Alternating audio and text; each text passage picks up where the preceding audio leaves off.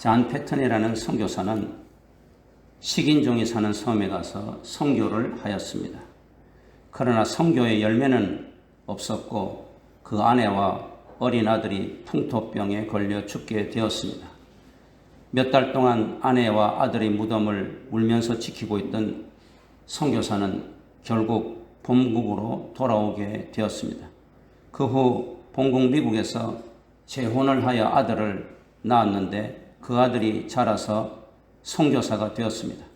그리고 그 아버지가 못다 이룬 꿈을 이루기 위해 그곳 섬마을로 선교를 가서 드디어 마을을 복음화시켰습니다.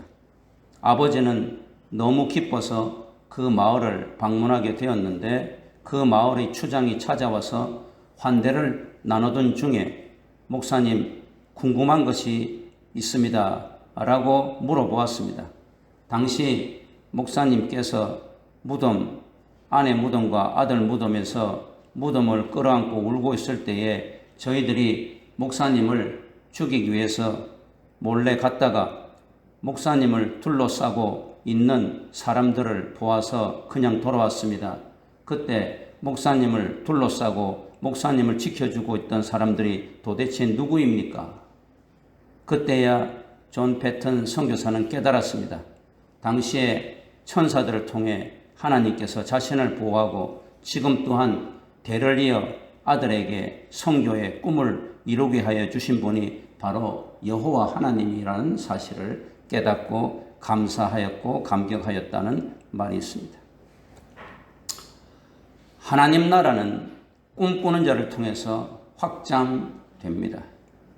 이때 꿈은 세속적이고 물질적인 이 땅의 꿈을 말하는 것이 아니고 하나님이 위로부터 주시는 영적이고 신령한 꿈을 말합니다.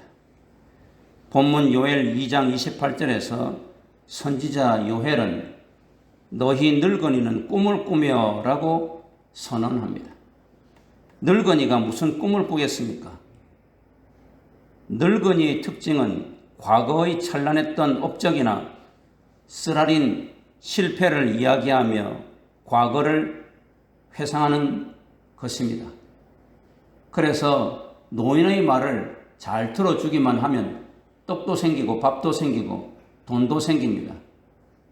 옛날에 미국의 어떤 웨이트레스는 날마다 초라하게 오는 늙은 노인이 밥 먹는 것이 안타까워서 시간이 날 때마다 노인의 이야기를 들어주었는데 나중에 그 노인이 죽으면서 자기의 전 재산, 그 당시 50만 달러인가 하는 전 재산을 그 웨이트레스에게 주고 갔다고 합니다. 늙은이의 옛날 이야기를 잘 들어주면 돈도 생기는 법입니다. 이것이 노인의 특징입니다. 그런데 요엘 선지자는 너희 늙은이는 꿈을 꿀 것이라 라고 선언하고 있습니다. 모든 늙은이가 아니라 너희 늙은이, 즉 너희 늙은이는 예외라는 말입니다. 늙은이들 중에 예외로 꿈을 꾸는 자들도 있다는 말입니다. 모든 늙은이가 다 꿈을 꾸는 것이 아니라 예외로 너희 늙은이는 꿈을 꾼다는 이야기. 그러면 너희 늙은이는 어떤 자들입니까? 늙은이들 중에 예외로 꿈을 꾸는 자들은 어떤 자들입니까? 그들은 하나님의 영, 다시 말해서 성령을 충만히 받은 자들입니다. 오늘 여기 2장 28절에 보면 내가 내 영을 만민에게 부어주리니 내 영은 성령을 이야기합니다. 하나님은 성령을 하나님이 택한 백성에게 부어주실 것을 오늘 요엘 선지자를 통해서 예언하고 있는 것입니다. 요엘 선지자는 이스라엘 백성들뿐 아니라 오순절 성령 강림을 내다보고 있는 이런 예언을 한 것입니다. 그래서 사도행전 2장 17절에는 보면 베드로가 오순절에 성령 충만함을 받고 난 후에 제일 먼저 요엘 선지자의 오늘 이 본문 요엘 2장 28절에서 32절의 말씀을 인용하여서 예언하였던 것입니다. 베드로는 이때 사도행전 2장 17절에 말세에 하나님의 자녀들에게 하나님이 택한 백성들에게 성령을 부어주신다 그렇게 말하고 있습니다. 그러나 오늘 요엘은 여기에서 2장 28절에 그 후에 내가 성령을 부어주리라 말씀하고 있습니다. 요엘이 여기서 그 후에라는 말은 그 앞에 문맥에 보면 너희들이 마음을 찢고 여호와께 돌아오는 것을 말합니다. 너희들이 울며 애통하며 회개하는 것을 말합니다. 너희들이 회개하고 주 앞에 돌아왔을 때에 옷을 찢지 말고 마음을 찢고 돌아왔을 때에 내가 너희들에게 선물을 주리니 성령을 부어주리라. 오늘 우리 이정신 권사님 귀한 선물을 주신 것은 어떤 선물인지 아주 기대가 되는데 어떻게 오늘 설교 제목하고 딱 맞는지 하나님께서 우리에게 말세에 선물을 주신다는 이야기입니다. 그 선물이 무엇이냐? 성령을 부어주시겠다. 내가 내 자녀들에게, 내가 내 택한 백성들에게 성령을 선물로 부어주실 것이다. 그렇게 이야기하고 있는 것입니다. 우리가 종말에 예수님을 믿으며 구원받은 이것은 남녀노소 지위 고하를 막론하고 모든 하나님의 자녀들에게 성령이 임할 것을 예언하고 있습니다. 오늘 여기도 보면 자녀들이 장래일을 말하며 늙은이가 꿈을 꾸며 젊은이가 이상을 볼 것이며 내 영을 남종과 여종에게 부어주어서 그들도 꿈을 꿀 것이다. 자녀들이 장래일을 말하는 것이나 늙은이가 꿈을 꾸는 것이나 젊은이가 이상을 볼 것이나 남종과 여종이 꿈을 꾸는 이 모든 것은 꿈을 이야기합니다. 성령을 받은 모든 하나님의 자녀들은 꿈을 꿀 것입니다. 성령 안 받은 사람 손 들어보세요. 그냥 진짜 들지는 말고. 성령을 안 받았으면 성령을 받도록 해야 됩니다. 그런데 이렇게 교회 나와서 예수님을 나의 주라고 고백하는 분들은 모두 성령을 받았다. 사도 바울은 고린도전서 12장 3절에서 분명히 말하고 있습니다. 성령을 받지 않고서는 예수님을 나의 주님이라고 고백할 수가 없으니까요. 성령을 받은 사람은 예수님을 절대로 저주할 수가 없습니다. 여기에서 꿈은 밤에 자면서 꾸는 꿈을 말하는 것이 아니라 비전을 이야기합니다. 오늘 여기 보면 자녀들이 장래일을 말할 것이다. 젊은이가 이상을 볼 것이다. 이 이상은 비전을 말합니다. 즉 하나님이 우리 하나님의 자녀들에게 영안을 열어주셔서 인류 구원의 열망을 하나님이 얼마나 원하시고 있는가를 보여주신다는 것입니다. 예수님께서도 이 우리에 들지 아니한 나의 양들을 모두 너희들이 다 들게 하라. 나는 한 잃어버린 양도 원하지 않는다. 99마리가 있는데 한 마리 잃어버린 양을 찾아서 헤매다가 그 양을 찾았을 때 그 양이 너무 좋아서 어깨에 메고 오는 목자의 심정을 생각해 보아라. 하늘나라에서는 의인 99명을 기뻐하는 것보다 죄인 한 명이 주 앞에 돌아오는 것을 기뻐한다. 그게 예수님의 말씀이잖아요. 우리가 성령을 받았을 때 우리의 영안이 열려서 하나님께서 얼마나 자기 택한 백성을 잃어버린 양들을 주 앞에 불러 모으려고 열망하시는지가 보인다는 이야기입니다. 십자가의 구원의 복음이 다시 말해서 땅끝까지 전파되는 것을 의미합니다. 그 구원의 흐름에 선택받은 하나님의 자녀로서 나는 복음 전파에 참여하는 꿈을 가지고 있는가? 비전을 가지고 있는가? 그 말입니다. 여기 보면 자녀들이 장래일을 말하는 것도 장차 복음을 온 땅에 증거하겠다고 하는 그 복음 참여, 하나님 나라 확장 참여를 의미하는 것이고 젊은이가 이상을 본다 하는 이 젊은이의 이상도 하나님이 얼마나 나를 통해서 온 땅에 복음을 증거하기를 열망하시는가. 그러면 나의 가진 재능과 나의 가진 돈과 나의 가진 스펙과 나의 모든 것을 가지고서 내가 하나님 나라 확장을 위해서 힘을 써야 되겠다. 이것이 이상이고 비전이라는 이야기입니다. 이것은 성령을 받은 자들만이 할 수 있고 성령을 받은 자는 하나님의 자녀들에게만 하나님이 주신다는 이야기입니다. 우리 모두 자녀들이든 늙은이든 젊은이든 남종이든 여종이든 지위고하, 신분고하, 남녀노소를 막론하고 모두 각자의 위치에서 복음 전파에 참여함으로 하나님의 나라가 확장되어 간다는 것을 의미합니다. 28절에 자녀들이 장래일을 말한다는 것은 단순히 미래일을 말한다기보다 백성들 앞에서 하나님의 말씀을 선포하며 하나님 나라를 확장해 간다는 의미입니다. 여러분의 자녀들이, 여러분의 젊은이들이, 자식들이 추석날이나 또 명절날 혹은 생신날 모여가지고 앞으로 나의 계획에 대해서 쫙 이야기할 때 참으로 기특하도다. 내 아들, 딸이여 어떻게 저렇게 치밀하게 인생을 살아갈 것인가. 그것만 대견할 것이 아닙니다. 그것보다 더욱 중요한 것은 장래의 일과 장래의 계획, 비전, 꿈보다는 하나님이 얼마나 나를 통해서 온 땅에 복음을 전파하고 하나님 나라를 확장하시려고 하시는지, 그것이 영안이 열려서 그 비전을 바라보고 하나님, 어머니, 아버지, 저는 앞으로 어떻게 나의 가진 모든 재능과 나의 지위를 통해서 하나님 나라를 확장해 갈 것인가, 이런 계획을 가지고 있습니다. 이것이 진짜라는 이야기. 예수님께서는 부활하셔서 40일 동안 하나님 나라에 대해서 말씀하시다가 승천하실 때에 제자들에게 예루살렘을 떠나지 말고 먼저 성령의 충만함을 받으라고 사도행전 1장 3절 4절에 말하고 있습니다. 제자들은 여전히 예수님이 부활하셨는데도 40일 동안 하나님 나라에 대해서 말씀하는데도 그들은 여전히 도대체 예루살렘 나라가 언제 회복될 것입니까? 그들은 세상의 나라, 정치적인 나라, 이 땅의 왕국에 대한 관심을 가지고 있었습니다. 그래서 예수님께서 너희들은 이제부터 예루살렘을 떠나지 말고 먼저 성령부터 받아라.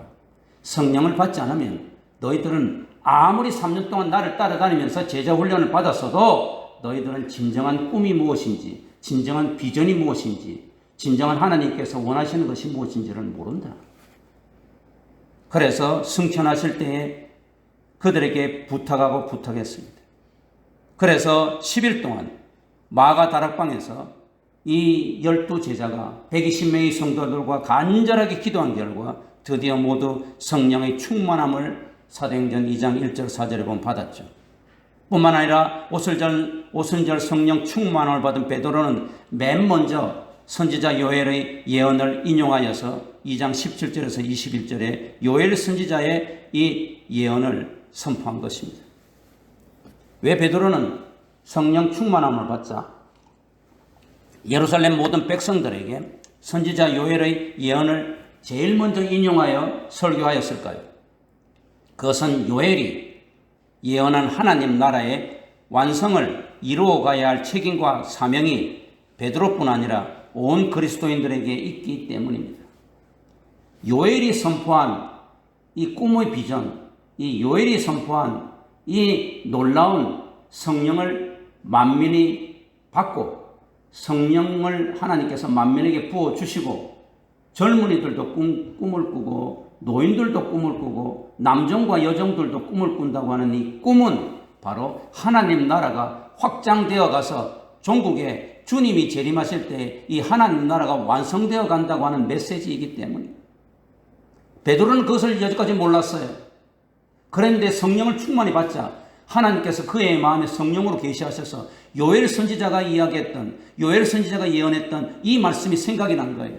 그래서 그는 성령을 받고 난 후에 정말로 부활한 후에 사도로서 제일 먼저 오순절에 예루살렘 백성들에게 설교한 오순절 설교의 제일 처음에 무엇을 이야기했느냐? 요엘 선지자의 2장 28절에 32절에 이 말씀을 인용하여서 설교하였던 것입니다.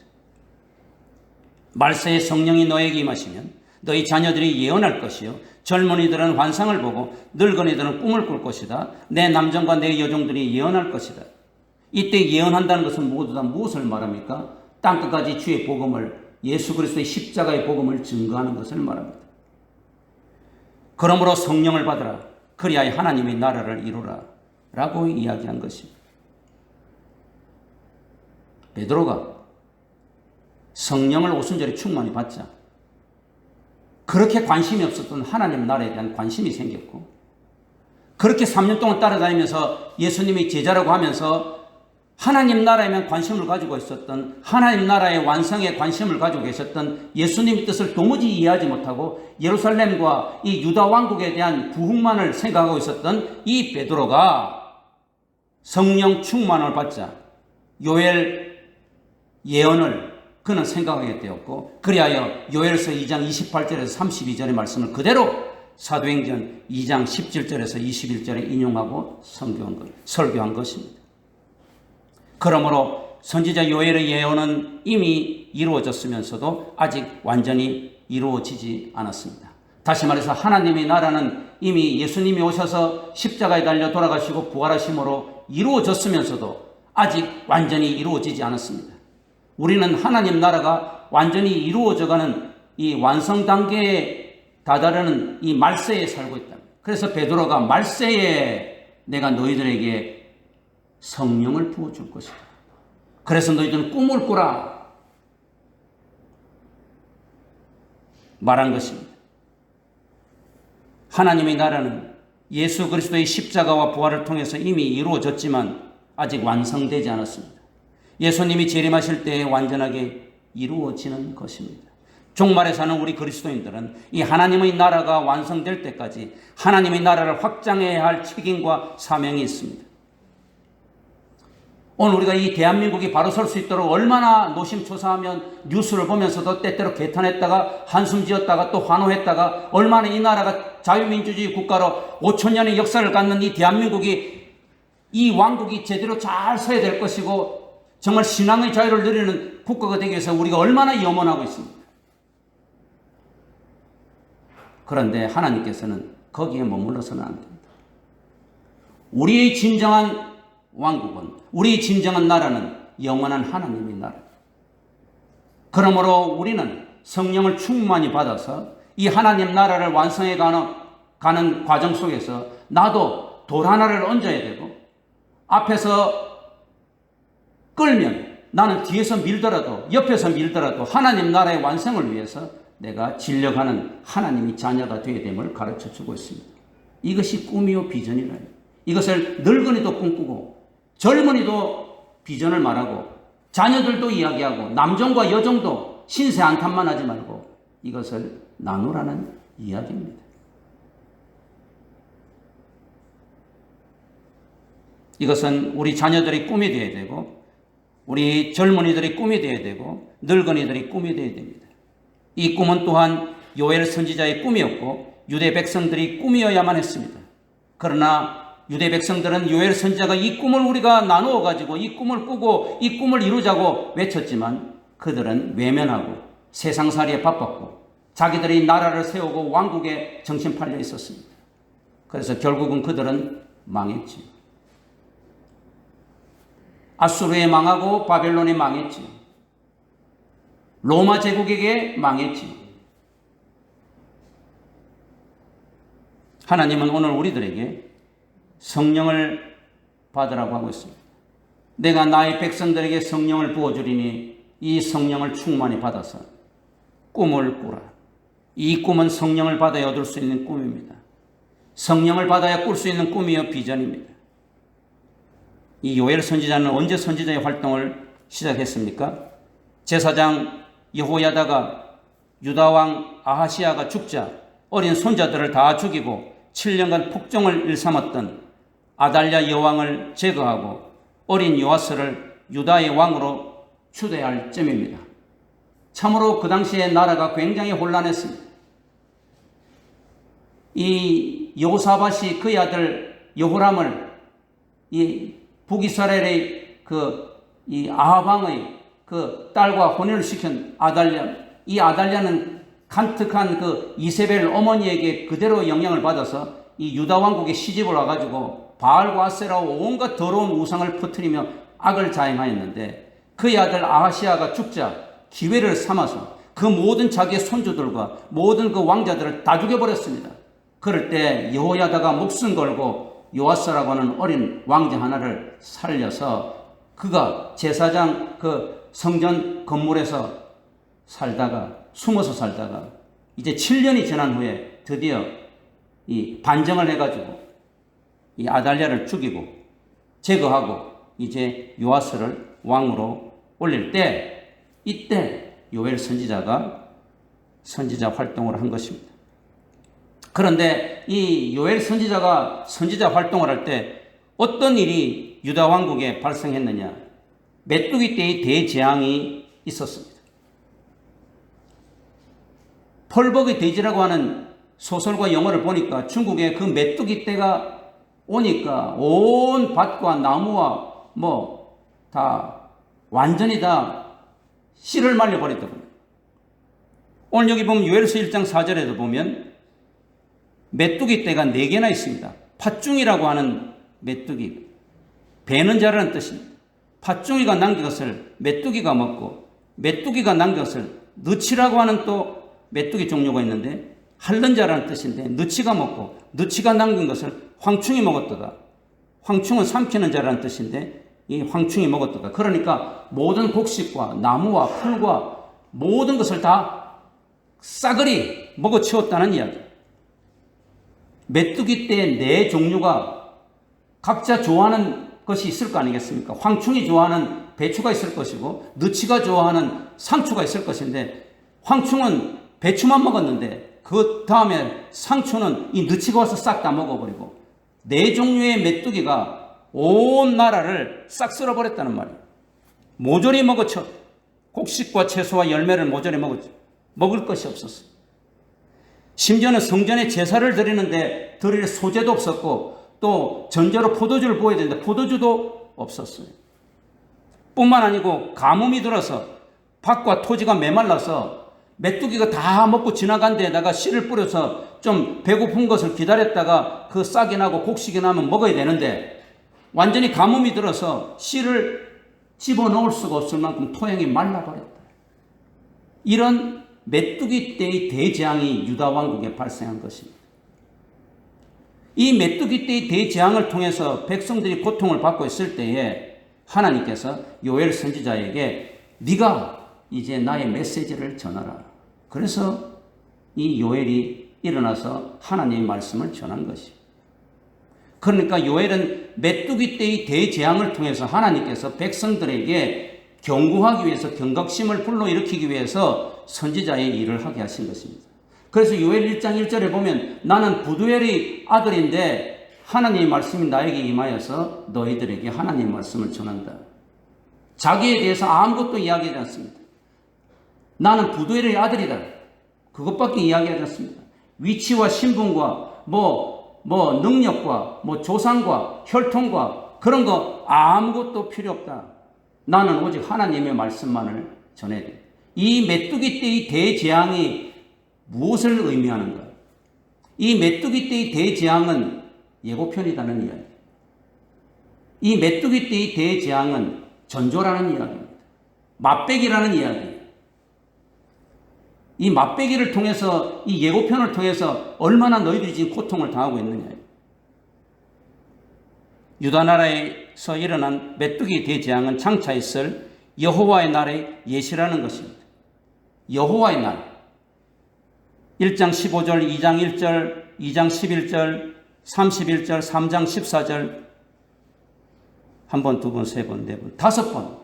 5번이나 여호와의 날이라는 이야기라고 있습니다. 이 여호와의 날을 지금 장차 있게 하기 위해서 메뚜기 떼의 대재앙을 불러일으킨 것이라는 이야기입니다. 다시 말해서 장차 여호와의 날에는 메뚜기 떼로 인한 재앙과는 비교가 안 되는 전무후무한 심판이 있을 것이라는 뜻입니다. 너희들 메뚜기 떼로 지금 엄청 고난을 받고 있지? 이거는 문제도 아니야. 이거는 예고편이야. 진짜가 있다. 그러므로 메뚜기 떼의 재앙은 장차 있을 역사적 종말적 심판의 맛배기라는 뜻입니다. 전조라는 뜻입니다. 실제로 역사적으로는 북이스라엘은 아수르 제국에게, 남유다는 바벨론 제국의 침입으로 무서운 징계와 고통을 당했습니다. 그러나 그것으로 끝나는 것이 아니라 종말론적으로는 최후의 심판이 올 것을 가르칩니다. 그런 무서운 심판이 오기 전에 정신 차리고 회개하여 구원을 이루라는 뜻입니다. 그러니까 요엘 선지자의 이 예언은 끝난 것이 아니에요. 메뚜기 떼로 끝난 것이 아니라 메뚜기 떼 예고편을 그대로 보여준 것이 바벨론 제국의 침입이고, 또한 로마 제국의 침입이었고 아수르 제국의 침입이었습니다. 그것은 역사적인 심판이었고 그거로 끝나는 것이 아니라 이 요엘서가 이야기하는 종말론적인 심판은 온 세상이 망하는 최후의 심판이 온다는 것을 이야기하고 있어요. 오늘 우리가 종말의 말세에 살고 있다. 그래서 성령을 충만히 받은 이 베드로가 깨달은 거예요. 무엇보다 중요한 것은 성령을 내가 받았으니 이제 여호와의 날을 기다리는 것이다. 최후의 심판을 기다리는 것이구나. 최후의 심판은 분명히 오는 것이구나 하는 것을 베드로가 깨닫고 12제자가 깨닫고 그러므로 하나님 나라가 완성되는 그날까지 우리는 계속해서 하나님 나라를 확장해 가야 되겠구나. 이것이 바로 요엘 선지자에게 하나님께서 임하셔서 이스라엘 백성들에게 주셨던 꿈이었고 이것이 오순절날 120명의 성도들에게 주신 꿈이었고 또한 12사도에게 주신 꿈이었고 이것이 오늘 우리들에게까지 모든 그리스도인들에게 주시는 꿈이요 비전이라는 것입니다. 요엘 2장 12절 17절에서는 그러므로 너희들은 먼저 진정한 회개를 하라고 하고 있습니다. 우리가 성령을 받기 위해서는 성령의 충만함을 받기 위해서는 진정한 회개가 필요하다는 것을 가르치고 있습니다. 12절에 보면 여호와께 돌아오라. 호세아 선지자도 여호와께 돌아오라 그랬는데 탕자도 아버지께 돌아오라고 주님 말씀하셨는데 오늘 요엘 선지자도 12절에 여호와께 돌아오라. 진정한 회개가 여호와께 돌아오는 것이라. 여호와께 돌아오는 자는 회개와 함께 회개에 합당한 생활을 하라는 이야기입니다. 그래서 먼저 금식하라. 3차에 걸쳐서 말합니다. 1장 14절에 2장 12절 13절에 15절 17절에 금식하라. 금식은 자기를 부정하는 것입니다. 먹는 것을 금함으로 죄된 삶을 거부하는 것입니다. 목숨 걸고 하나님께 돌아오기를 결단하는 것입니다. 두 번째로는 울며 애통하는 것입니다. 우는 것은 죄를 슬퍼하는 외적 행동이고 애통하는 것은 마음으로 슬퍼하는 것입니다. 그런데 외적인 행동보다 마음으로 슬퍼하는 것이 더욱더 중요하다는 말입니다. 그래서 옷을 찢지 말고 마음을 찢어라 13절에 가르칩니다. 세 번째는 거국적인 회개 운동입니다. 혼자서만 회개하지 말고 교회적으로 민족적으로 거국적으로 회개하라는 말입니다. 요엘 선지자는 15절 17절에 성회를 소집하여 금식일을 선포하고 민족적으로 회개하기를 촉구합니다. 이 세 가지 금식, 울며 애통함, 마음을 찢고 그리고 거국적인 혼자서 말고 거국적인 회개운동 이것이 최후의 심판을 눈앞에 두고 있는 하나님의 징계를 눈앞에 두고 있는 그리고 또한 맛배기를 보여주었던 메뚜기 대재앙을 보여주었던 이스라엘 백성들이 해야 할 것이라는 것을 가르쳐주고 있습니다. 오늘 우리들도 종말 중에 종말의 시대에 살고 있지 않습니까? 베드로가 말세라고 이야기한 때가 2000년이 지났습니다. 그러면 베드로가 이야기할 때가 종말이었다고 하면 오늘 우리는 종말보다도 더 종말인 최후의 심판이 가까운 여호와의 날이 가까운 그런 시대에 살고 있습니다. 그러므로 우리가 해야 할 것은 먼저 회개하는 것입니다. 나의 개인의 죄를 회개하고 교회의 죄를 회개하고 백성들과 나라의 죄를 회개하는 이것은 나 혼자만 할 것이 아니라 우리가 거국적으로 해야 되는 것입니다. 금식을 하고 옷을 찢고 마음을 찢고 울면서 애통하면서 죄를 슬퍼하고 미워하면서 십자가의 보혈로 죄사함을 달라고 구하면서 뿐만 아니고 회개에 합당한 생활로 날마다 여호와께 돌아오는 회개의 열매를 맺어야 되는 것입니다. 하나님께서 그렇게 했을 때에 28절 29절에 내가 너희들에게 선물을 주겠다. 성령의 충만한 선물을 준다. 이것은 우리가 하나님의 자녀이기 때문에 하나님께서 주신 엄청난 배려요 사랑입니다. 최후의 심판날이 오면 모두가 심판을 받는데 우리가 심판을 받지 않기 위하여서 우리가 구원을 받기 위해서 하나님께서 이 종말에 우리에게 선물을 주신다. 그 선물이 무엇이냐? 성령의 충만함이라는 것을 보여주고 있습니다. 그러나 요엘서는 앞에 18절에서 27절에 보면 진정으로 회개하고 돌아오는 하나님 백성들에게 하나님께서는 물질적인 선물도 주십니다. 하나님은 우리가 먹어야 사는 연약한 육신을 지닌 인생임을 잊지 않으십니다. 제가 어젠가 뉴스를 보니까 브라질 하면 옛날에는 우리보다 훨씬 잘 살았던 나라 아닙니까? 그런데 코로나로 인하여서 먹고 살기가 힘들어서 그 음식물 쓰레기차에 그 아이들과 그 부녀들이 거기에 매달려서 음식물 쓰레기를 뒤지고 있는 그 모습 여러분 보셨습니까? 막 구역질이 나오려고 합니다. 그리고 이 음식물 쓰레기를 이 사람들이 수거를 하지 못하고 있어요. 거기에 붙어서 거기에서 음식물을 꺼내려고 쓰레기에 있는 그 더러운 것들을. 그런 걸 보면 코로나의 재앙도 대단합니다. 우리가 코로나의 대재앙을 2년 지금 맞이하고 있습니다. 여러분 이것은 예고편이라고 생각하지 않으십니까?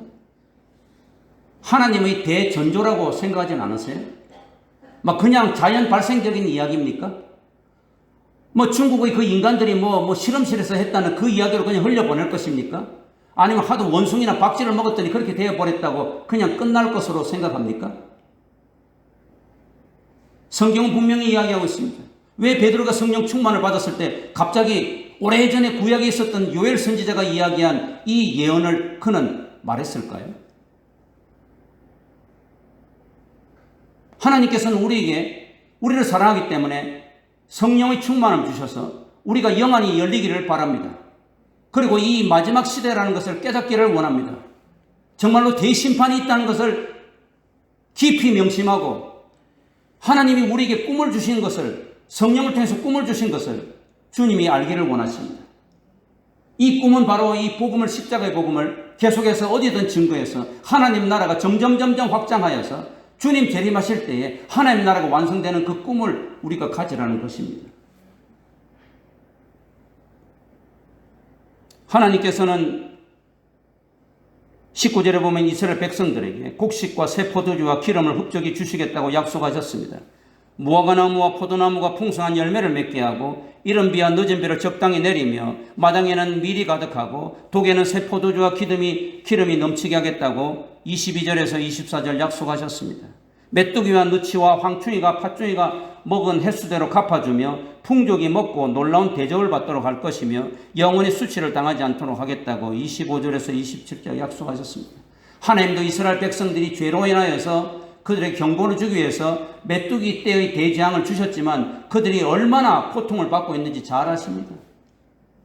얼마나 그들이 메뚜기 때로 인해서 먹을 것이 없어서 고통당하는 줄 잘 아십니다. 그들이 먹어야 사는 연약한 인생임을 잘 아십니다. 오늘 우리가 코로나로 인하여 얼마나 고통을 당하시는지 주님은 아십니다. 그럼에도 불구하고 2년 동안 계속되게 하신 것은 하나님의 깊은 뜻이 있다는 것을 우리가 깨달아야 합니다. 하나님은 우리가 이 코로나로 인해서 쓰레기통을 뒤지고 있다는 것도 아십니다. 우리가 정말 너무 배가 고파서 어찌할 줄을 모른다는 것을 아십니다. 돈이 없어서 눈물로 밤을 지새우는 것을 주님은 아십니다. 그럼에도 불구하고 그것보다 더 중요한 것은 성령을 받아서 너희들이 마지막 주의 심판이 곧 임한다는 것을 잊지 말라는 것입니다. 그리하여 너희들은 꿈을 꾸라는 이야기입니다. 하나님 나라의 확장을 위하여 내가 맡은 능력과 내가 맡은 직임 가운데서 내가 맡은 위치에서 어떻게 복음을 전하고 하나님 나라 확장을 하는 일익을 담당할 수 있을 것인가? 꿈과 비전을 가지라는 이야기입니다. 오늘 여기 28절에 그 후에라는 말은 종말에 혹은 말세라는 뜻입니다. 역사적인 종말도 말하지만 최후의 심판의 날을 의미합니다. 이 약속은 모든 믿는 자에게 필요한 영원한 영적 축복의 약속입니다. 구원받은 자녀들로서 꼭 받아야 할 성령 충만함의 약속입니다. 이 영적 선물의 약속을 베드로는 오순절에 마가의 다락방에서 120명의 성도들과 함께 성령 충만을 받았을 때 깨달아서 즉석에서 인용하였습니다. 사도들은 오순절에 요엘 선지자를 통하여 약속하셨던 성령 충만함을 받은 후에 능력 있는 복음 증인의 삶을 살았습니다. 예수님께서도 자신이 승천하신 후에 또 다른 보혜사인 성령을 보내신다고 했습니다. 실로 성령의 충만함을 통해 최후의 심판의 날을 대비하여 영적인 전쟁을 힘차고 능력 있게 행할 수 있음을 보여주고 계십니다. 여기 28절과 30절에서는 심판이 있기 전에 먼저 하나님이 자비와 사랑이 우리 하나님의 자녀들 택한 백성들에게 선물을 주시는 거예요.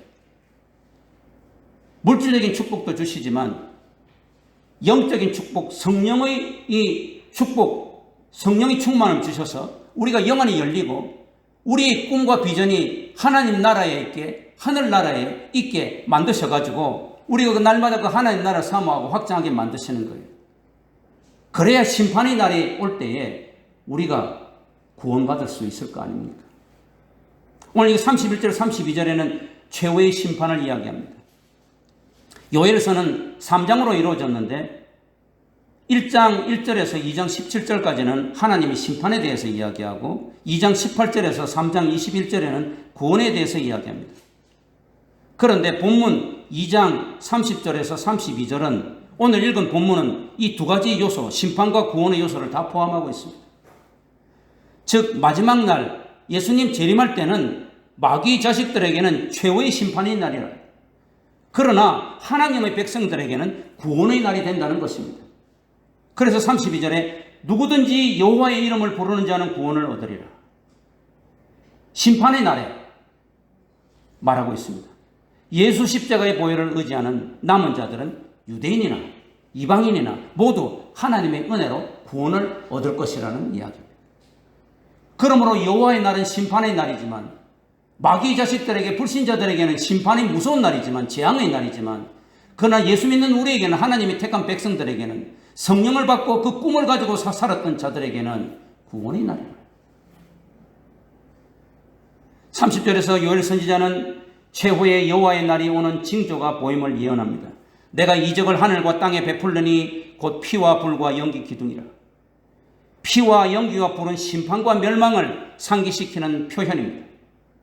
하나님께서 피와 연기와 불을 하늘과 땅에 내리신다는 뜻입니다. 바벨론 제국의 침공과 살육과 방화는 비교할 바가 아니라는 이야기입니다. 로마 제국을 통한 예루살렘 성의 파괴와 살육과 멸망도 비할 바가 아니라는 말입니다. 이 심판의 날은 크고 두려운 날로 31절에 묘사됩니다. 사람이 감당하기에는 너무도 엄청나고 공포스러운 날이라는 뜻입니다. 이 날은 잔혹한 날이며 맹렬히 노하는 날로서 죄인들을 멸하는 날입니다. 그날에 하늘의 별들이 빛을 내지 않고 해도 어두워지고 달이 핏빛같이 변하며 하늘이 진동하고 땅이 흔들릴 것이다. 이것을 요엘은 한마디로 내가 이적을 베풀리라. 이것은 나 여호와 하나님만이 하실 수 있는 이야기라는 이야기죠.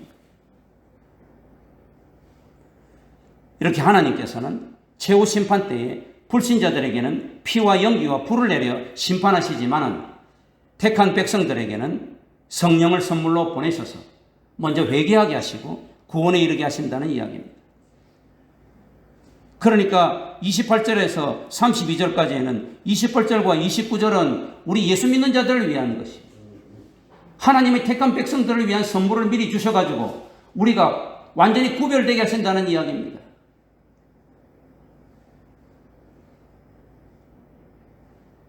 마지막 날에는 주님 재림하신 날에는 구원받는 자와 심판받는 자가 뚜렷이 갈리게 됩니다.